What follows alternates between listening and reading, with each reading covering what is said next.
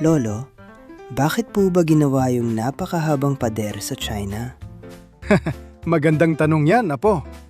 Hindi lang basta pader yan. Isa yan sa pinakamahalagang project sa history ng mundo. Oo nga, parang napakahirap gawin noon. Para saan ba talaga yon? Sige, maupo kayo. Ipapaliwanag ko sa inyo ang dahilan kung bakit itihnayo ang mahabang pader sa China.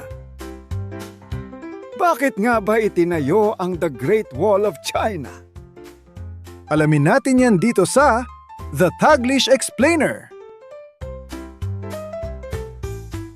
Ang topic na ito ay galing kay Carlota 20. Salamat sa iyong suggestion.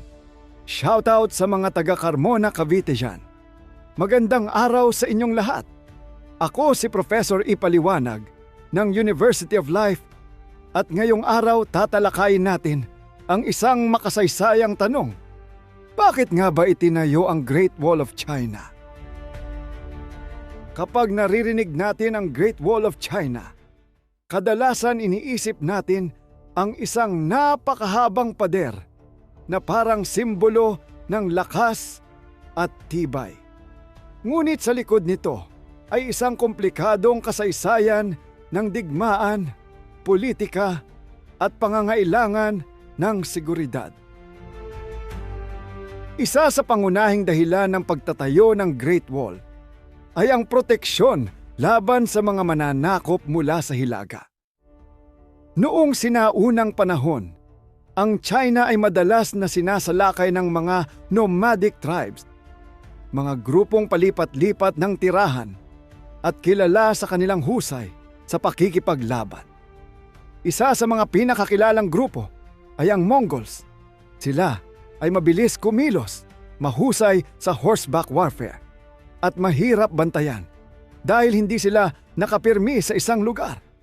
Dahil dito, naging malaking hamon sa mga sinaunang pinuno ng China kung paano poprotektahan ang kanilang teritoryo, mga mamamayan at mga pananim.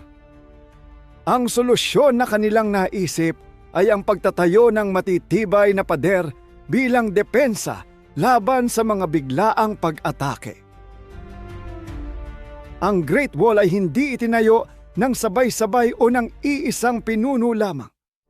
Ngunit naging mas organisado ang proyekto sa panahon ni Qin Shi Huang, ang kauna-unahang emperador ng isang nagkakaisang China noong 221 BCE.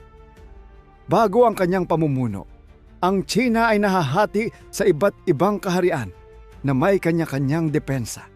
Ang ginawa ni Qin Shi Huang ay pagdugtong-dugtungin at palakasin ang mga umiiral na pader upang makabuo ng isang mas malawak at mas epektibong sistema ng depensa. Sa ganitong paraan, hindi lamang niya pinrotektahan ang kanyang imperyo, kundi pinatibay din ang pagkakaisa ng bansa.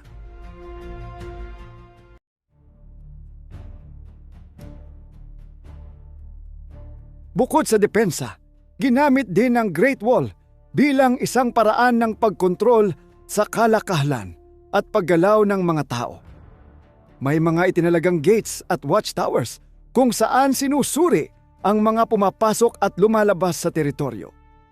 Ito ay mahalaga upang masubaybayan ang kalakalan, maiwasan ang smuggling, at mapanatili ang kaayusan sa hangganan.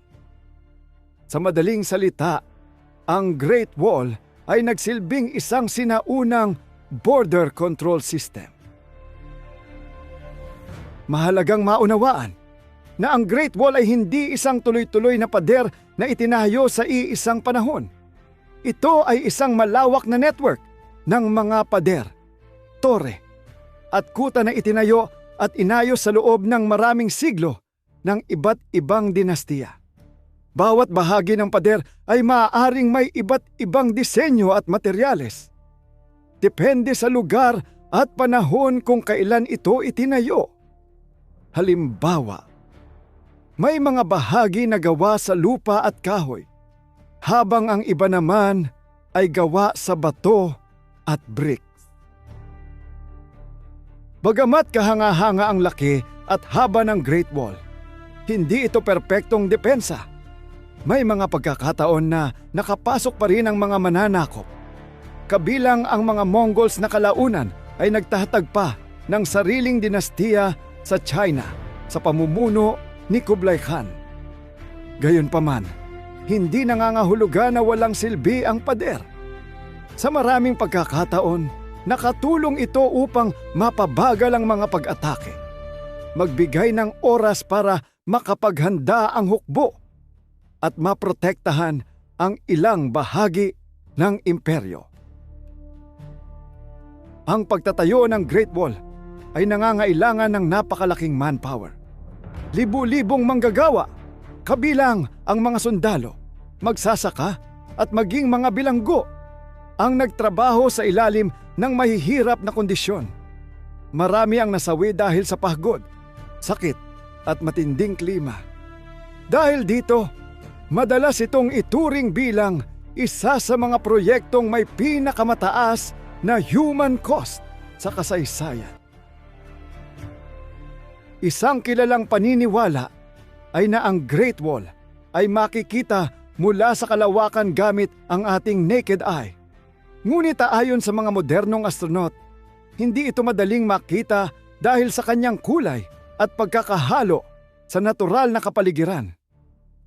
Ito ay isang halimbawa kung paano ang ilang impormasyon ay maaring maging popular kahit hindi ganap na tumpak.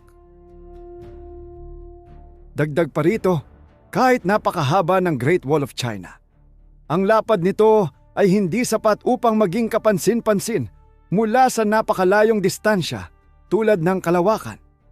Karamihan sa mga bahagi nito ay sumusunod sa natural na hugis ng bundok at lupa. Kaya lalo itong nagiging mahirap makita mula sa itaas, lalo na kung walang espesyal na kagamitan. Sa modernong panahon, mas malinaw itong nakikita gamit ang high-resolution satellites at advanced imaging technology. Ipinapakita nito na habang kahanga-hanga ang mga sinaunang istruktura, ang ating pag-unawa sa mga ito ay patuloy na napapabuti dahil sa pag-unlad ng agham at teknolohiya. Sa kabuuan, itinayo ang Great Wall of China para sa depensa, pagkakaisa ng imperyo, at kontrol sa kahalakalan at hangganan. Bagamat hindi ito perpekto, nananatili itong simbolo ng talino, organisasyon at matinding determinasyon ng sinaunang China. Ako si Professor Ipaliwanag. Tulad ng Great Wall of China, ang tunay na lakas ay nasa tiyaga at matibay na paninindigan. Subscribe na para sa Daily Dose of All Things Pinoy videos. Ako si Prof. Ipaliwanag and this is the Taglish Explainer Channel.